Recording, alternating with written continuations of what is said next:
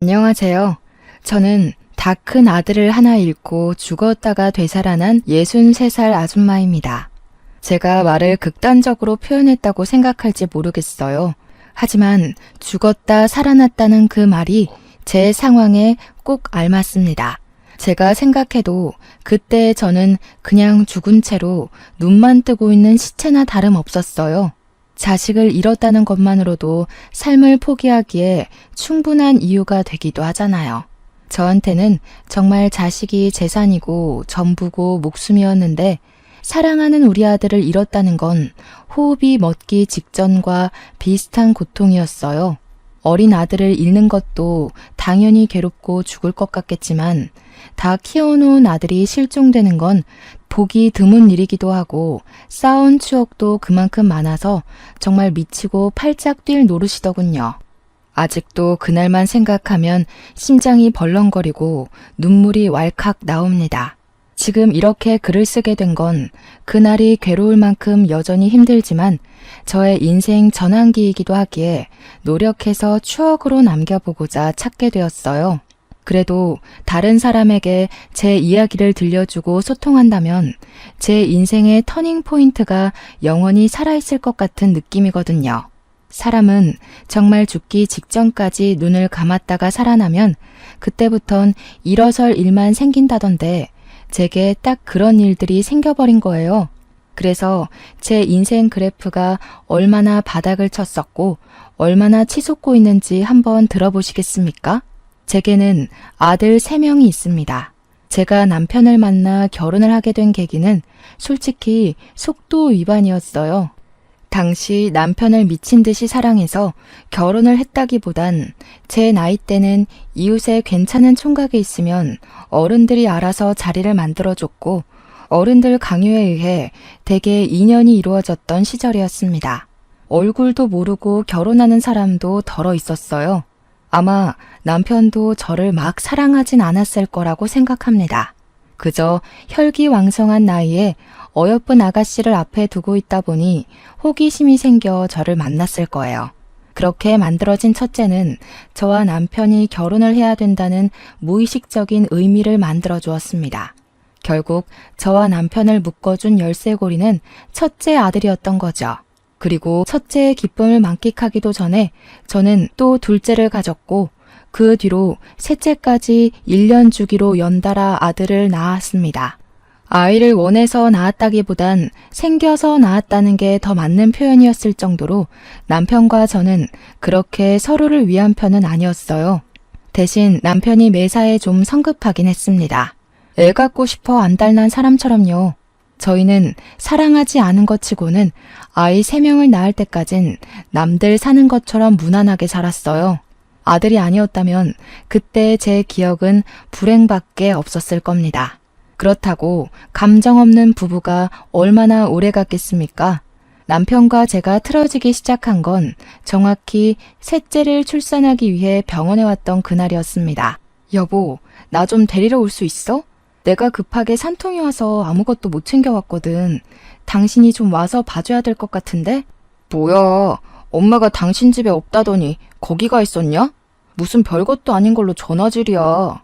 애 한두 번 낳는 것도 아닌데 웬만하면 알아서 올 수 있잖아. 데리러 오라는 게 아니라 내가 가방을 못 챙겨와서 돈을 안 들고 왔다고. 지금 계산해야 되는데 좀 와줘. 아, 나 안 돼.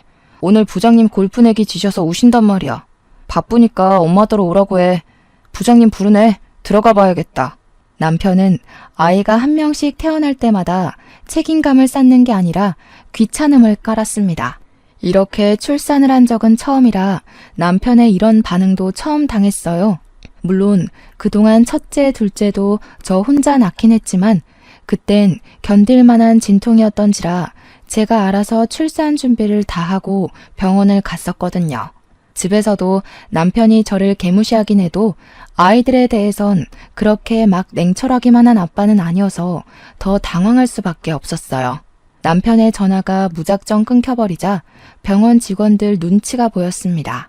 병원 전화기를 빌렸던 거라 2번이나 실례를 할 수도 없어서 난감했어요. 그런데 그때 대기석에 계속 앉아있던 아저씨 한 분이 제게 다가오더라고요. 부인 출산 때문에 온 것 같았습니다. 전화하는 내내 그분에게서 시선이 오는 것 같긴 했으나 제가 쪽팔려서 애써 외면했거든요. 그러나 직원들까지 제 사정을 눈치챘을 정도로 저랑 남편의 대화가 안 좋았기에 아저씨 또한 제 입장이 난처해졌다는 걸 알았나 봅니다. 그건 그렇다 쳐도 갑자기 비용을 손수 내주더라고요. 심지어 저는 하루만 쉬다 가면 되는데 일주일 입원 비용을 끊어주셨습니다. 모르는 사람의 호의인데다가 조건 없이 도움을 받은 게 너무 미안해서 그러지 말라고 말렸는데요. 그 아저씨가 자기도 여동생이 출산 중에 있다고 저더러 여동생이랑 비슷한 또래인 것 같아서 못 지나치겠다고 하더라고요. 제가 사정이 여의치 않았던지라 할 수 없이 그 호의를 받았고 대신 그분께 이 은혜를 꼭 보답할 테니 명함 있으면 한 장만 달라고 했습니다. 그렇게 받은 명함에는 별다른 내용은 없고 아저씨 이름이랑 전화번호가 적혀 있었어요. 김명철, 그분 성품처럼 참 멋있는 이름이라 생각했습니다. 덕분에 저는 일주일간 푹 쉬다가 셋째 아이를 데리고 집에 돌아갈 수 있었어요. 그동안 첫째랑 둘째는 시댁에서 봐주고 있었고 저는 예쁜 셋째를 안고서 시댁 문을 열고 들어갔죠. 당연히 첫째랑 둘째도 시댁에서 크게 환대를 받은 건 아니었기에 셋째의 환대 또한 기대도 안 했습니다. 그러나 집에 들어가자마자 귀싸대기를 맞게 될 줄은 몰랐어요. 순식간에 일어난 일이라서 머리통이 얼얼해 고통도 뒤늦게 찾아오더라고요. 그 와중에도 저는 셋째가 다칠까봐 꼭 안고서 자빠졌습니다. 도대체 며칠째 연락을 안 해. 집안일이랑 애들도 내팽개쳐놓고 잘도 먹고 쉬었나 보다. 우리 엄마가 네 종이냐? 네 새끼 봐주는 유모냐고. 아이고 됐다 얘. 그냥 내버려 둬라. 어차피 조만간 쫓아낼 거 뭐하러 힘 빼.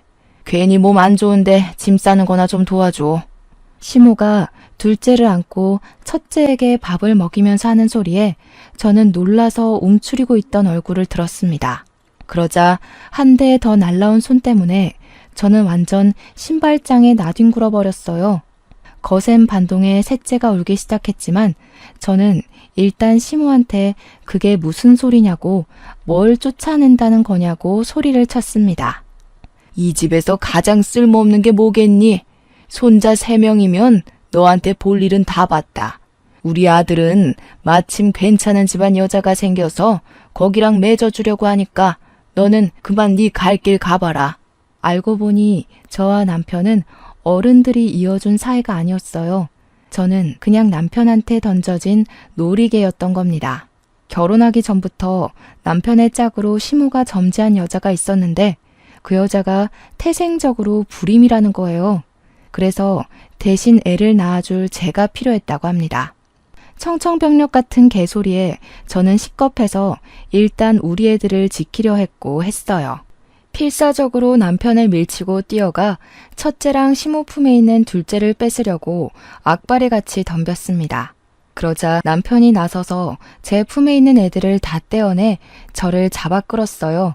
제가 남자 힘을 어떻게 이기겠습니까? 그것도 저는 일주일 전 출산을 했던 여자인걸요. 남편의 힘에 속수무책 당하기만 하면서 저는 그대로 현관문 밖으로 쫓겨났습니다. 추운 날이었는데 맨발로 문 앞에 서서는 하루 종일 문을 두드리고 소리치다가 남들 잘 시간 되어서야 집으로 돌아갈 수 있었어요. 그리고 그날 밤 정말 많이 울었고 제 속에선 정말 많은 감정 변화가 있었습니다. 사람이 미치게 울고 나니까 원래 없던 도끼가 생기더라고요. 저랑 바꿔치기 될 여자가 올 때까지 시간이 좀 있었는데 저는 그 시간을 이용하기로 했어요. 우리 애들을 데리고 야반도주를 저지르게 된 겁니다. 떠나기 전 시모가 괘씸해서 시모 지갑에 있는 현금도 훔쳐서 달아났어요. 그렇게 발목이 나갈 것처럼 도망친 저는 터미널에서 아침까지 버스 시간을 기다리다가 저기 어디 산골 구석에 보육원으로 향했습니다. 그리곤 원장님을 만났어요. 죄송합니다, 원장님. 제발 부탁드릴게요. 면목 없지만 정말 굳은 일이라도 뭐든 할 테니 저희 좀 도와주세요. 가진 돈도 없어서 정말 갈 데가 없어요. 다행히도 보육원 원장님은 굉장히 곱상하고 좋은 사람이었습니다. 제가 무릎 꿇고 울면서 사정하는 걸 보곤 같이 무릎을 꿇어주면서 저를 먼저 다독여 주었어요. 정말 많이 힘들었겠어요. 원장님한테서 처음 들은 말은 그거였어요. 단순한 그 말이 저의 불안했던 마음을 전부 녹여주었습니다. 원장님은 생각보다 흔쾌히 저희를 받아주었고 저는 보육원에서 주방 일을 하며 돈을 벌 기회를 얻었습니다. 우리 애들도 같이 보육원 애들과 함께 어울려 키울 수 있게 되었어요. 셋째를 낳을 때도 제게 은인이 한 분 계셨는데 또 극한의 상황에서 제게 은인이 나타나니 아직 신은 존재할지 모른다는 생각이 들었습니다. 그런 말 있잖아요. 신은 딱 견딜 만큼의 고통만 주고 그 다음 보상을 내린다고요. 제가 제때제때 보상을 잘 받았던 것 같아요. 정말 평생 고마워해야 할 기억이라고 생각합니다. 하지만 한편으로 원망스럽기도 했던 건 보상이 주어지긴 하나 언제 또 고통을 내려줄지 모른다는 불안이 기다리고 있다는 거였어요. 그 불안은 시간이 얼마 지나지 않아 제게 또 닥치게 되는데요. 어느덧 애들이 쑥쑥 커서 첫째가 벌써 고등학교 입학을 해야 할 때가 왔어요. 그런데 여기 보육원이 고등학교 입학할 때가 되면 타지로 가야 된다고 하더라고요. 주위에 중학교는 분교처럼 있어도 고등학교는 자체가 없기 때문이었습니다. 할 수 없이 아이 학력을 위해서 저는 애를 타지로 보낼 수밖에 없었어요. 차마 기숙사 생활까진 시키기가 불안해서 저는 첫째에게 돈을 쥐어주며 버스 타고 통학할 수 있겠냐고 물었습니다. 첫째는 참 기특하고 효심이 깊은 아이예요. 제가 자신 때문에 불안해한다는 걸 알고 늘 제 마음이 편할 수 있도록 제 뜻에 따라 선뜻 나서주는 아이였습니다. 그러니 버스 타고 50분이나 걸리는 그 무리한 통학도 제 마음 생각해서 흔쾌히 수락해 주었죠. 아무래도 매일 눈앞에 보이던 아들이 하나 없으니까 걱정이 엄청 되더라고요. 멀찍이 학교를 다니는 첫째가 아들 셋 중에서 유일하게 먼저 울타리 밖을 나간 자식이니 당연히 그럴 수밖에 없지 않겠습니까? 그래서 아들 등하원 시간을 체크해 항상 마중하고 배웅을 했습니다. 점점 아들의 고등학교 생활이 익숙해지고 첫째의 성실하고 착실한 태도가 지속되니 제 마음에 점점 안정이 찾아왔어요. 저는 그제야 마음을 놓고 아들과 웃으면서 인사할 수 있었죠. 하지만 그 안심도 잠깐이었죠. 제가 큰 불안이 다시 찾아왔다고 말씀드린 거 기억하시나요? 그 불안이 바로 우리 첫째 아이에게서 비롯됐죠. 제가 결국 첫째를 잃게 되는 날을 맞게 된 거예요. 어느 날이었어요. 매일 똑같은 시간에 도착을 했던 애인데 이상하게도 그날따라 첫째가 늦는 겁니다. 그땐 휴대폰도 없었던 때라 아들에게 연락할 방도가 없었어요. 그저 자정이 넘도록 집을 안 오는 첫째 때문에 저는 보육원 밖에서 전전긍긍하였고 뒤늦게 학교로 전화를 해봤지만 너무 시간이 늦은지라 받는 사람이 없었습니다. 제가 할 수 있는 일은 그저 보육원 마당에서 가슴을 떨며 첫째를 기다리는 것밖엔 없었어요. 하지만 제 간절한 바람과 다르게 새벽이 다 지나 동이 틀 때까지도 첫째는 나타나지 않습니다. 결국 다리에 힘이 풀린 저는 주저앉고 오열했죠. 저 때문에 그 당시 보육원 분위기가 무섭게 가라앉았었습니다. 아이들도 보고 있는데 제가 정신 못 차리고 무너져서 울고만 있자 아이들도 저를 많이 걱정하더라고요. 당연히 우리 둘째, 셋째도 저를 보고 있었겠죠. 나중에는 애들도 제게 슬금슬금 다가와서는 큰형 잃어버렸냐고 울먹이면서 말을 하는데 저는 그저 어떡하면 좋겠냐고 우는 것 말고는 애들한테 안심을 주진 못했습니다. 원장님이 우리 첫째를 실종 신고해주고 나서 그 뒤로 위로를 해줬지만 이미 아들을 잃고 미쳐버린 제겐 그 어떤 따뜻한 말도 들리지 않았습니다. 그때부터 저는 일도 못했고 사춘기 시절이라 중요한 시기를 보내고 있는 둘째, 셋째도 못 돌봐줬어요. 그저 방에 누워 시름시름 앓기만 했습니다. 그 사이 시간은 계속 흘러갔지만 제 시간은 첫째를 잃었던 그때로 멈춰만 있었어요. 그래서 죽도 밥도 안 되게 무너져만 있었냐? 그건 또 아닙니다. 제게 시련을 이길 만한 계기가 또다시 찾아와요.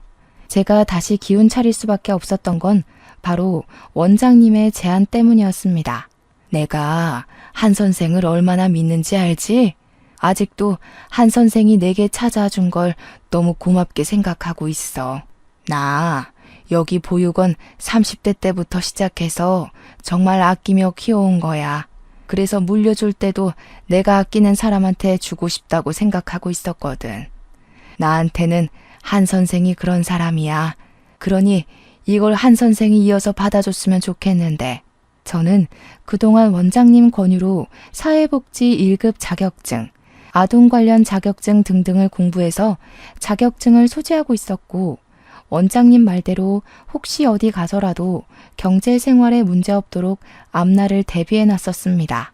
그게 원장님의 조언이었고 뭘 잘 모르는 제게 알려주신 살아가는 방법들이었어요. 그런데 알고 보니 그게 그런 뜻이 아니었더라고요. 원장님이 제게 자기 자리를 내주려고 그동안 저를 준비시켰던 거였어요. 그리고 저는 그 제안을 받은 날 원장님에게 시간이 얼마 없다는 것까지 듣게 되었습니다. 원장님한테 차를 대접받으면서 들은 건데 원장님은 나이 때문에 병이 찾아와 암에 걸리셨다고 했어요. 이미 손쓸 수 없는 말기여서 항암 치료는 포기했고 다음 주에 호스피스 병원에 입원을 한다고 합니다. 그 소리를 듣고 제 가슴이 또 얼마나 사무치게 아프던지 하나를 얻으려면 하나를 잃어야 하고 하나를 잃게 되면 또 하나를 얻게 된다는 게 삶의 이치라는 거 잘 알고 있었어요. 하지만 그 과정이 너무 고통스러웠습니다. 그렇게 원장님은 끝까지 이악 물고 힘내서 보육원 아이들과 작별 시간을 보냈고 제게 인수인계를 해주다가 병원으로 가셨어요. 다행히 호스피스라서 병원이 같은 산골 지역에는 있더라고요. 저는 그렇게 원장님 가시는 날까지 보육원과 병원을 오가면서 곁을 지켜드렸습니다. 마지막 날에는 원장님 손에 보육원 아이들 사진도 쥐어주었어요. 그리고 원장님이 눈을 감은 날 저는 경찰한테서 아무래도 첫째가 죽은 것 같다는 소식까지 접하게 됐습니다. 그땐 CCTV도 별로 없을 때니까 몇 년 동안 실종자가 나타나지 않으면 부모에게 허락받고 사망 처리를 하기도 했거든요. 원장님 세상 뜬 날에 첫째 소식까지 겹치니까 제가 여태껏 겪었던 고통은 아무것도 아니었다는 걸 알았어요. 그날이야말로 제 인생 최대의 지옥이었고 무덤 속이나 다름없었습니다. 제가 많이 나약한 사람이라는 걸 그때 뼈아프게 느끼기도 했어요. 하지만 제가 마냥 이 잘못 없는 아이들을 두고 좌절만 하고 있을 순 없지 않습니까? 첫째는 끝내 제 품으로 돌아오지 못했지만 우리 둘째랑 셋째를 위해서라도 무조건 살아야겠다는 생각을 했어요. 아픈 만큼 단단해지고 강해지는 건 맞더라고요. 그렇게 정신없이 버텨내다 보니 첫째가 신기루처럼 사라져버린 지 어느덧 15년 정도가 흘러갔습니다. 우리 아들 둘은 벌써 성인이 되어 다 직장 생활을 하게 되었고 일주일에 한 번씩 보육원에 와서 아이들이랑 놀아주는 봉사를 자처하며 지내고 있었어요. 그날도 마찬가지였는데 그날은 또 날씨까지 좋아서 모두가 마당을 뛰어노느라 땀 범벅이 되어갔습니다. 숲 내음과 아이들의 웃음소리를 동시에 느낄 때면 저는 그게 제 마음의 안정제가 됐어요. 그래서 더 보육원을 떠나지 못했나 봅니다. 땀을 흘린 아이들에게 시원한 비빔면을 해주는 게 좋을 것 같아서 주방 선생님과 아동 지도 선생님들께 따로 부탁을 했습니다.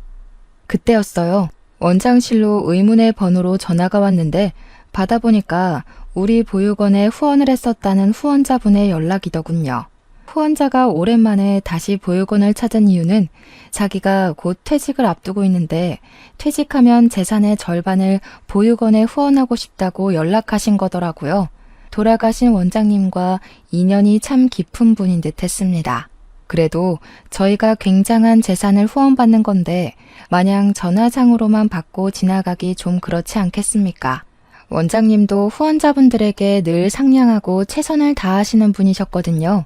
내 돈을 그냥 주는 건 절대 쉬운 마음이 아니라고. 원장님은 항상 후원자분들의 시간과 마음을 그 가치만큼 높여서 존중해 주었습니다. 그래서 저도 후원자분께 너무 감사한다고 시간 나면 들러달라고 꼭 부탁했죠. 그렇잖아도 보육원 사정이 여의치가 않아서 부식된 인테리어들을 겨우겨우 고쳐가며 관리했는데 후원자 덕분에 싹 리모델링을 할 수 있겠더라고요. 너무 감사했고 덕분에 한숨 돌릴 수 있었습니다. 바쁘신 분일 수도 있는데 이대로 오기만을 기다리는 것보단 작은 보답이라도 해주는 게 좋을 것 같아서 저는 후원자 파일을 찾아봤어요. 과거에 후원했던 분이니 분명 이력이 남아있을 거라고 생각했거든요. 전화번호랑 이름은 쉽게 찾을 수 있었어요. 자음순으로 정리되어 있었거든요. 그 후원자분이 김시성이라서 거의 명단 위쪽에 있었습니다. 그런데요, 제가 그 이름을 보자마자 순간적으로 손가락을 멈칫해버렸지 뭡니까? 김명철.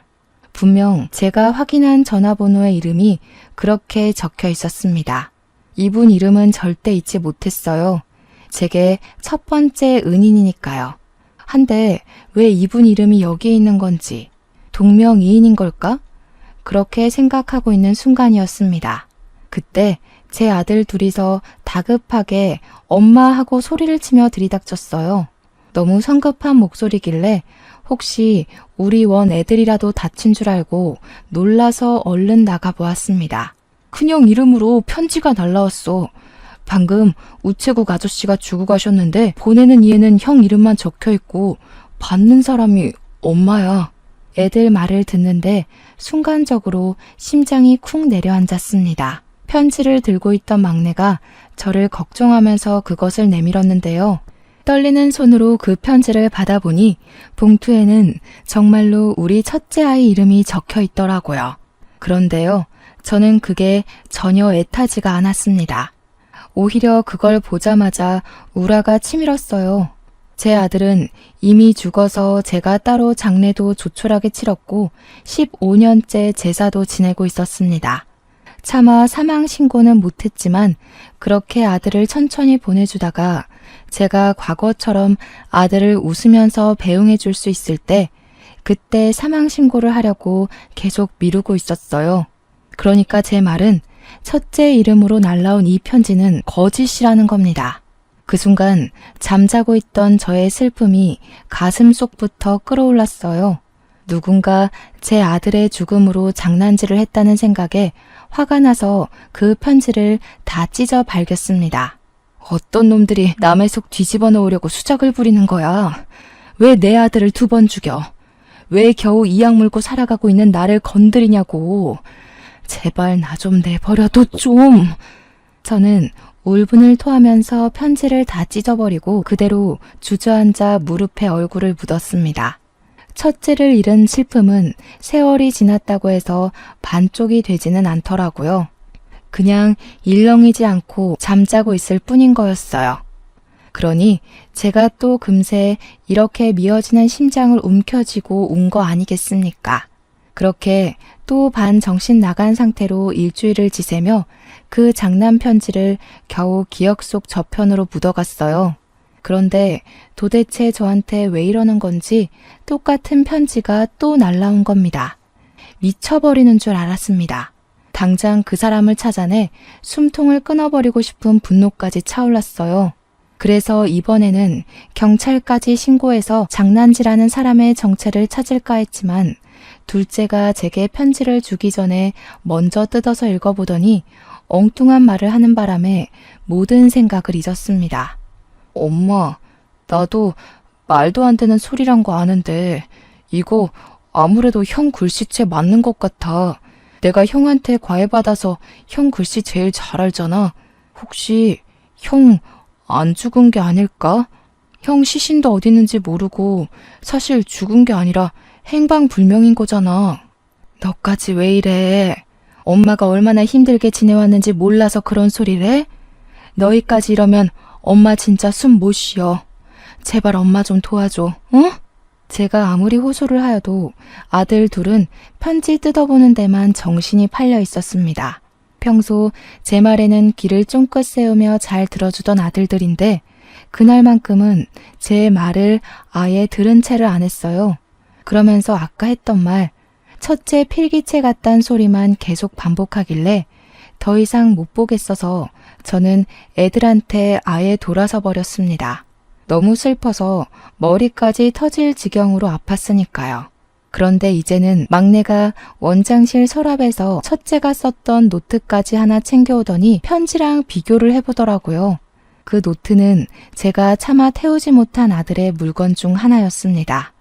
고등학교 입학하기 전 아들이 공부한다고 썼던 노트거든요. 제발 그만했으면 좋겠는데 이젠 더 이상 희망 고문 당하고 싶지도 않고 또 실망하며 무너지고 싶지도 않아서 제발 애들이 멈춰주길 바랐습니다. 하지만 그때 아들 둘이서 노트랑 편지를 비교하다가 큰 함성을 내지르며 유난을 떨길래 다시 한번 쳐다봤어요. 애들이 이것 좀 보라면서 제 앞으로 내밀었는데 애들 말대로 정말 편지랑 노트의 글씨체가 똑같은 거 아니겠어요? 편지가 약간 더 정숙한 느낌은 났지만 동그라미를 뻗치게 쓰는 모양새가 정말 복사본처럼 그대로더라고요. 그 순간 저는 충격을 받아서 아무 말도 못했고 제 눈으로 확인까지 했음에도 그저 저건 착각일 거라고 절대 기대를 하면 안 된다고 끝까지 물러섰습니다. 편지에는 여전히 보내니 주소지는 없었어요. 아들 이름만 기재되어 있었죠. 그리고 용기 내서 읽은 편지 내용에는 이제 모든 걸 끝냈으니 엄마에게 돌아가겠다는 말이 적혀 있었습니다. 그리고 미안하다는 말까지요. 그렇게 며칠 동안 편지만 반복해서 읽으며 대체 이게 뭘까 진지하게 마주해 봤습니다.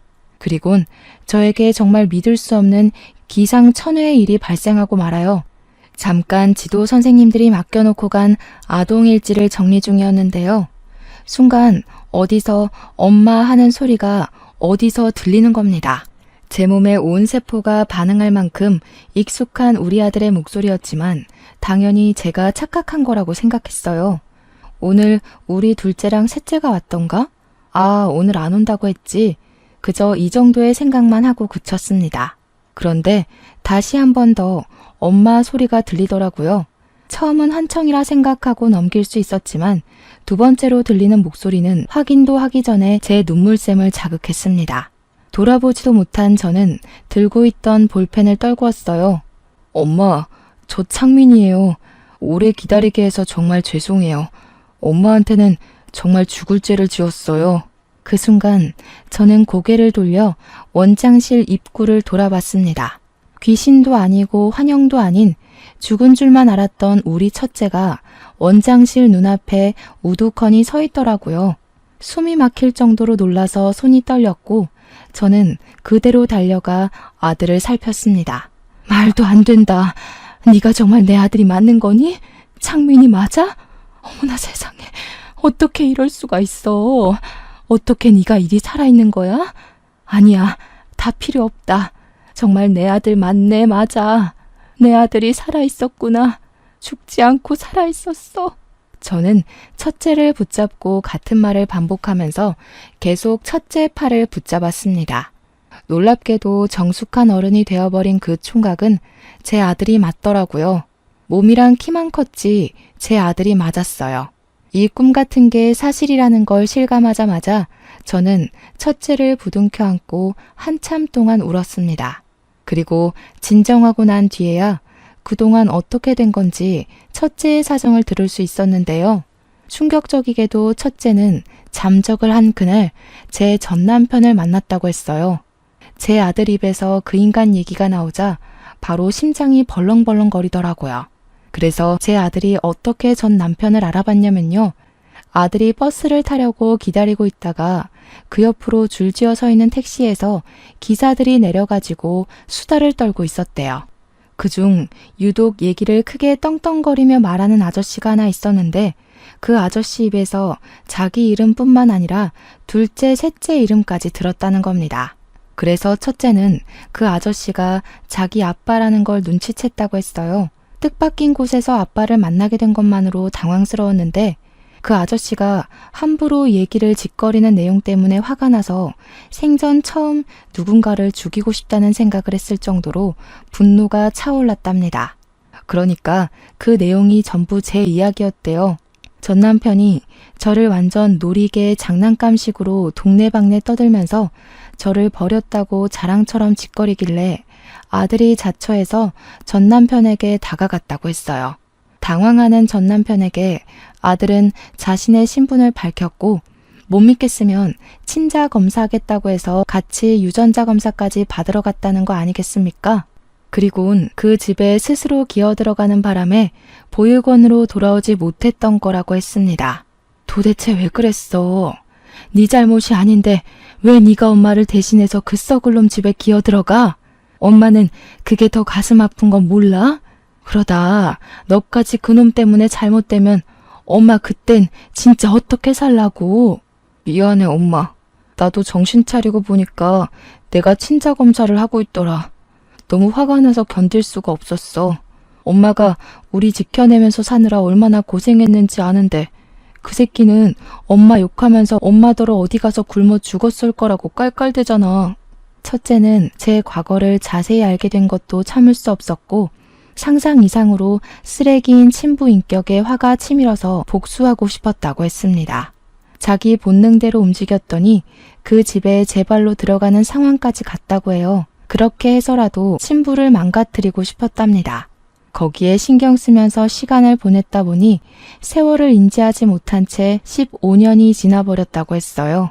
그러면서 제 생각이 나긴 했다고 하는데도 저한테 연락을 못했던 건 괜히 제가 걱정할 걸 아니까 또 자기를 어떻게든 구하러 찾아올 걸 아니까 그냥 보고 싶은 거 참으면서 안 했대요. 대체 네가 무슨 힘이 있다고 그런 충동적인 짓을 저질렀어. 젊은 나이에 큰일이라도 나면 어쩌려고. 네 동생들도 네가 죽은 줄로만 알고 얼마나 방황했는데. 당연히 혼자 한 거 아니야. 엄마 말대로 내가 어렸는데 어떻게 그 악질 어른들을 해치웠겠어. 능력도 없고 돈도 없는 학생일 뿐이었는데. 그래서 고맙게도 내가 잘 해낼 수 있도록 도와준 분이 계셔. 도와준 분? 제가 이해를 못하고 있었는데 아들이 뒤를 돌아보면서 멀찍이 있는 누군가를 부르더라고요. 선생님 하고 부르길래 아들 뒤편을 내다보니까 보육원 내부를 구경하면서 다가오는 남자가 하나 있었습니다. 근데 진짜 놀랍게도 그가 누군지는 물을 필요도 없는 사람이었어요. 저는 그 사람을 단번에 알아볼 수 있었습니다. 그 사람은 바로 우리 셋째를 낳은 날 산부인과 비용을 친히 지불해준 아저씨였거든요. 너무 놀라서 그 사람을 멀뚱히 바라보고 있는데 중후한 매력의 남자가 중후한 목소리를 내며 제게 악수를 건넸습니다. 그러면서 말했어요. 후원자 김명철입니다. 저희 어디서 본 적 있죠? 사정은 창민이한테 다 전해 들었어요. 아이 공부 방해하면서 딴짓 시킨 건 아니니까 너무 염려 마세요. 우리 창민이 서울대 들어갔습니다. 어디서 익숙한 듯 했던 전화번호, 동명이인인 줄 알았던 이름과 전화선상으로 익숙했던 그 목소리. 역시나 제 과거의 은인이 맞았습니다. 저는 그 순간 입을 틀어막으며 숨을 멎었어요. 그리고 궁금한 게 너무 많았죠. 우선은 이 후원자분이 어떻게 우리 아들이랑 아는 사이인지가 가장 궁금했어요. 대체 어떤 사정이 겹치면 이렇게 우리 아들과 제 은인이 같이 저를 찾아올 수 있는 걸까요? 내 고등학교 담임 선생님이셔. 엄마랑 아는 사이인 줄은 몰랐는데 진짜 기가 막힌 인연이다. 그럼 셋째 이름이 설마 우리 담임 선생님 이름 따서 지은 거야? 쑥스럽게도 제 셋째 아들 이름이 명철입니다. 저를 살린 건 우리 애를 살린 거나 마찬가지라고 생각해서 당시 가장 어려웠던 순간 제게 빛이 되어준 은인의 이름과 똑같이 지었어요. 첫째가 그 사실을 발설하자 은인도 하하 웃으면서 그랬었냐고 그 정도로 감명 깊게 받아들여줘서 고맙다고 했습니다. 어쨌든 첫째의 말은 전 남편을 따라 이적했던 고등학교에서 은인을 담임으로 만났다고 했어요. 몰랐는데 우리 아들은 전 남편 강요 때문에 이름을 바꾸며 생활했더라고요. 그래서 경찰 측에서도 못 찾았던 것 같습니다. 은인이 우리 첫째의 고3 담임을 맡으면서 둘의 인연은 시작되었다고 했는데요. 진로 상담을 위해서 1대1 상담을 하는 게 고3 원칙인데 거기서 이런저런 얘기를 하다가 첫째가 보육원에서 자란 얘기를 해줬고 과거에 같은 보육원으로 후원한 적 있었던 은희는 우리 아들을 더 친숙하게 대하기 시작했답니다. 그 때문에 은인에 대한 신뢰가 올라간 아들이 제 사정과 전 남편 사정까지 은인한테 토로했대요. 그러면서 대학을 포기하겠다고 했는데 은인이 곰곰이 생각하다가 일단 대학은 가라고 하면서 그 뒷일은 자기가 도와준다고 했답니다. 담임 선생님으로서 자기 제자가 공부를 포기하고 집안의 복수를 나설 거라는 짓을 가만두고 볼 수가 없었대요. 그 은인이 후원까지 할 정도면 돈이 많다고는 생각했지만 정말 많은 사람인 줄은 상상도 못했습니다. 그런 사람을 본 적이 없거든요. 은인의 재력은 학교에서도 유명해서 학생들한테 일명 갑부 선생님으로 불리는 사람이라고 불린대요. 그래서 우리 보육원뿐만 아니라 여기저기 후원이랑 기부도 많이 하는 사람이라고 했습니다. 그리고 은희는 우리 아들 담임 선생님을 마지막으로 나이 때문에 퇴직을 했다고 했습니다. 그렇게 퇴직을 하여 아들이랑 자기 같이 인맥을 총동원해서 전 남편에게 보증 사기를 쳤다고 했어요. 그래서 순식간에 전 남편 부부를 빚쟁이로 만들었다고 합니다. 갚을 능력 없는 전 남편과 상간녀는 어쩔 수 없이 살기 위해 사채를 쓸 수밖에 없었고 살려고 발버둥 칠수록 더 빚더미에 빠져나올 수 없게 만들었다고 했어요. 집도 잃고 거짓골로 1년이나 사채빚에 쫓기다가 결국 역 주변에서 노숙을 하고 있다고 했습니다. 그것만으로도 충분히 충격이었는데요. 첫째랑 은인이 마지막으로 제게 묻는 말이 저를 사시나무 떨듯 놀라게 만들었어요. 엄마한테 그 새끼 쫄딱 망한 거 보여주고 싶었어. 엄마 보여주려고 결국 이렇게까지 온 거야. 엄마만 괜찮다면 그 새끼들 꼴이 어떤지 구경 갈래? 저는 정말 많이 고민이 되었어요. 무섭기도 하고 트라우마 때문에 심장이 쿵쿵거리기도 했는데요. 그래도 과거에 제 뺨을 치면서 그렇게 떵떵거리던 얼굴이 어떻게 망가졌나 보고 싶더라고요. 결국 저는 따라가는 걸 택했고 가는 동안에도 수없이 돌아갈지 말지를 고민했습니다. 하지만 고민만 하다 보니 금세 역에 도착하더라고요. 은인이 안내해주는 대로 조심스레 따라갔는데 그곳에는 정말 벌레 꼬이게 생긴 두 연놈들이 고개를 쳐박고서 사람들 돈을 구걸하고 있었습니다. 꾀죄죄한 차림새를 보면 자칫 전 남편인지 잘 못 알아보겠는데 전 남편이 신고 있는 슬리퍼를 보니까 알겠더라고요. 그 슬리퍼 신은 발에 제가 차인 적이 있었거든요. 와, 근데 정말 전 남편을 저렇게 보니까 과거의 모습 온데간데 없고 완전히 다른 사람처럼 보였습니다. 가까이 다가가니 생각보다 훨씬 더 가관이기도 했고요. 한 푼만 줍쇼. 4일 동안 아무것도 못 먹었습니다. 불쌍하게 생각해 주시고 제발 단돈 100원이라도 던져주세요. 전 남편이 제 발 아래를 기면서 바구니만 달달 들고 있길래 저는 잠자코 지켜보다가 지갑에서 10,000원짜리 한 장을 꺼내줬어요. 그러니까 상간녀랑 둘이서 아주 좋아 죽더라고요. 그러면서 전 남편이 너무 고맙다고 고개를 쳐들자 그 순간 저와 눈이 마주쳤습니다. 전 남편이 저를 단번에 알아보더라고요. 바로 깜짝 놀라면서 허리를 바짝 세우는 거 아니겠습니까?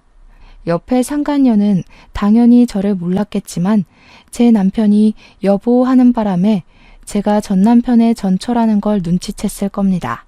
제 자리를 꿰차고 들어간 년의 낯짝이 어떻게 생겨먹었는지는 그날 처음 봤어요. 똑똑히 기억하려고요. 저 상간녀 덕분에 제가 그 시궁창에서 벗어날 수 있었던 거니까요. 고작 이따위로 살 거면서 나한테 그렇게 큰 소리 쳤던 거야? 밥 몇 개 안 차려줬다고 나를 그렇게 갈구던 패기는 다 어디 갔대? 커봐라. 형편없는 부모 밑에서 큰 새끼들이 다 이 모양 이 꼴이 되는 거야. 당신은 옛날보다 지금 이 더러운 꼬락서니가 딱 잘 어울리네. 자리 잘 잡았다. 꼬락서니하고는 내가 네 욕을 하루 종일 해도 부족해. 아휴, 도대체 어떻게 된 거야? 당신 목돈 없는 빈털터리 사람이었잖아. 내가 생활비도 준 적이 없는데 대체 왜 멀쩡해? 진작에 굶어 죽었을 줄 알았는데. 설마 너 우리 집 돈 훔쳤냐? 어쩐지 찝찝하다 했어. 내가 너한테 받을 게 있는 것 같은데. 그래, 뭐 눈에는 뭐만 보인다고. 돈 없으면 사채 끌어다 쓰는 것밖에 못하는 너랑은 내가 좀 다르거든. 나한테 받을 게 있는 건 기억하고 있나 봐? 나는 잠깐 잊고 있었는데. 고맙게도 너 때문에 갚을 게 생각났네. 저는 과거에 전 남편에게 귀싸대기 맞았던 기억을 떠올려 첫째가 들고 있던 걸 받아 쓰레기 봉투로 전 남편 귀싸대기를 날려버렸습니다. 우리 보육원에서 챙겨온 애들 기저귀 뭉치였기 때문에 제법 무게가 있었을 거예요. 그러니 4일 동안 먹은 것 없다는 전 남편이 바로 상간녀 쪽으로 쓰러져 버리더라고요. 한 명한테만 선물을 주면 옆에 있는 사람이 서운해하지 않겠습니까? 전 남편에게 똥기저귀 다 던져준 뒤 상간녀한테는 검은 봉지 하나 날려주었어요. 이런 쓰레기 같은 남자 옆에 붙어 있으려면 그 정도 가방은 들어야 어울리겠네요. 축하드려요. 남자 잘못 만나서 쓰레기꼴 난 거 뭐 끼리끼리겠지만 서로 사랑할 테니 눈물겹게 이겨내 보세요. 참, 어떤 사람이 짜장면 먹다 남은 거 저기 금연구역에 갖다 버리던데. 살고 싶으면 그거라도 주워 먹던죠. 저는 더 이상 그 자리를 버티지 못하고 급하게 돌아섰습니다. 제가 나름 당당하게 그들 앞에서 떵떵거렸다고 하지만 사실 과거 트라우마 때문에 전 남편 존재가 여전히 무섭긴 했거든요. 그래도 제 곁을 지켜주는 은인과 우리 첫째가 있어서 그나마 그만큼의 용기를 낼 수 있었던 겁니다. 무사히 보육원으로 돌아온 저는 모든 걸 다 얻은 기분이었어요. 진심으로 걱정 없이 웃어본 게 얼마만인가 싶더라고요. 그런 적이 있긴 했나 싶었고요. 첫째를 찾았다는 소식을 제가 둘째, 셋째한테 보냈었는데 마침 애들도 먼저 와서 기다리고 있었습니다. 아들들은 가족 상봉을 하면서 부둥켜 안고 울었고 저는 다시 한 번 더 은인에게 감사 인사를 표했어요. 그리고 이건 의외의 인연이 되어버린 건데요. 제가 현재 은인인 분이랑 좋은 만남을 가지고 있습니다. 은인이 그날 이후로 보육원에 매일 찾아왔거든요. 말은 퇴직해서 할 게 없으니 애들한테 봉사하겠다는 핑계로 왔는데 정작 원장실에만 앉아서 저랑 자꾸 대화하려고 하는 게 아니겠습니까? 그래서 제가 단도직입적으로 나한테 관심 있냐고 물었더니 당황하더라고요. 그러면서 어떻게 알았냐고 티가 나냐고 하는 거 있죠? 원장일 하면서 애들 표정이나 몸짓 보고 마음 해석하며 살아온 지 수십 년이 되었는데 제가 그런 은인의 표정 하나 해석을 못할까요? 은인은 들킨 김에 제게 완전 고백을 해버리더군요. 아직 제게 연애는 조금 낯설지만 그래도 고맙게 찾아온 이 인연을 내치우고 싶진 않았습니다. 그래서 만났고 당연하게도 은희는 전 남편과 완전히 다르게 다정하고 따뜻해서 좋아요. 제가 가치 있는 사람이라는 걸 늘 증명해 주시거든요. 그래서 저는 아직까진 더 이상의 난관 없이 무탈하게 지내고 있습니다. 저를 지켜주는 든든한 내 남자 덕분에 미래로 나아가는 것도 두렵지 않아요. 우리 식구들만 있다면 저는 쭉 이렇게 행복한 보상만 받게 될지도 모르겠네요. 여기까지가 제 사연입니다. 확실히 흔한 이야기가 아닌 건 맞죠? 쓰는 내내 과거의 기억이 떠올라서 심호흡을 몇 번이고 들이마시길 반복했어요. 오랜만에 떠올리는 기억인데도 여전히 살떨리긴 하네요. 어쨌든 저는 이래요. 이렇게 살아요. 별일 없는 한 귀한 보육원 터 아래서 평생 숨내음 아이들 웃음소리 들으며 정신없이 살아볼 계획입니다. 아, 재혼까지도요. 그럼 다들 저보다 더 현명하고 지혜롭게 역경을 극복하는 사람이 되길 바라면서 이만 사연을 마치도록 하겠습니다. 고맙습니다.